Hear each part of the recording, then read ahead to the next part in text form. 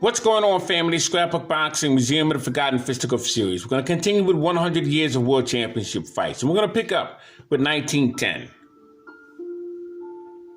August 23rd, World Featherweight Champion Abe Patel knocks out Italian's Eddie Marino, who's from Seattle, Washington. Nice combination against the ropes would end the contest.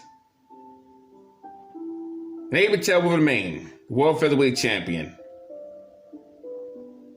Fight took place Alberta, Canada. September 6, 1910, Boston, Massachusetts. Spectators enjoyed a great fight between their own Boston Bone Crusher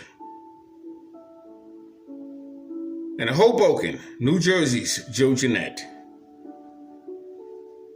Both men would become the colored World Heavyweight Champion. They would face one another at the Omni AA Boston. It was the athletic club.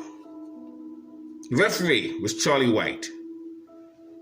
Langford would defend his colored heavyweight championship belt against Joe Jeanette. Joe Jeanette would win that crown in 1909. April 17th. It was a vacated belt. It was vacated by Jack Johnson. Joe Jeanette would face Sam McVeigh, one of the greatest 49-round championship bouts, I should say. Unbelievable fight that was.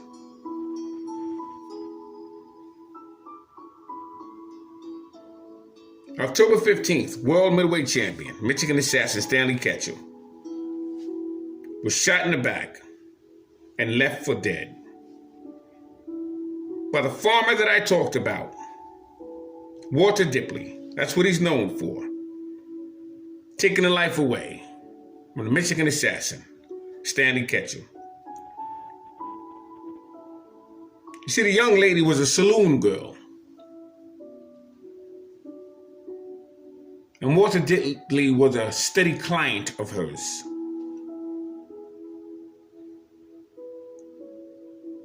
And he didn't want anybody taking his spot. Ketchel stepped in. Didn't even approach the young lady. She approached him. Found out who he was. Tried to gold dig him. Stanley Ketchel wanted to smoke. Walter Dipley would have none of it. Made a scene. And it called his bluff. Stanley Ketchel paid him no mind and continued talking to the young lady. And she was going to take him upstairs, try to prevent any confrontation. And as Stanley Ketchel was taking the young lady upstairs, Walter Dipley shot him in the back.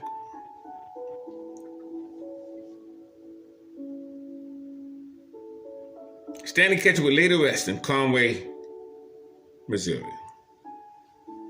What was amazing about that, Stanley Ketchel's father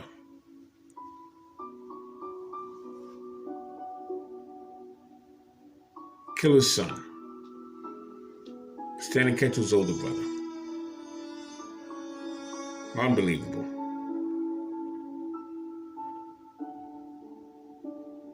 October 17th, 1910, bantamweight Digger Stanley would knock out Joe Bauer, 8 rounds.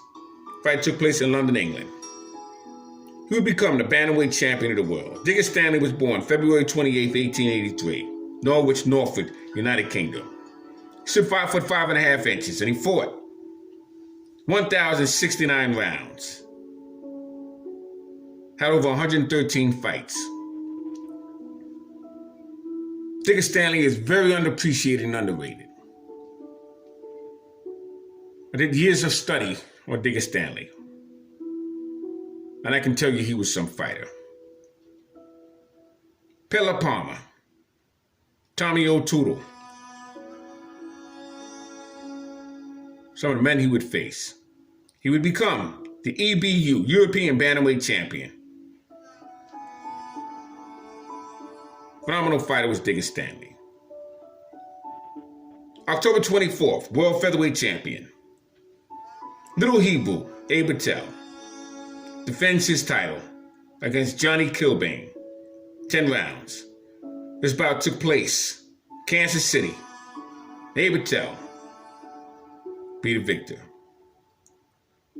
November 13th, Abe Patel retains his World Featherweight Championship belt. 15-round draw with Frankie Conley. Fight took place in Los Angeles.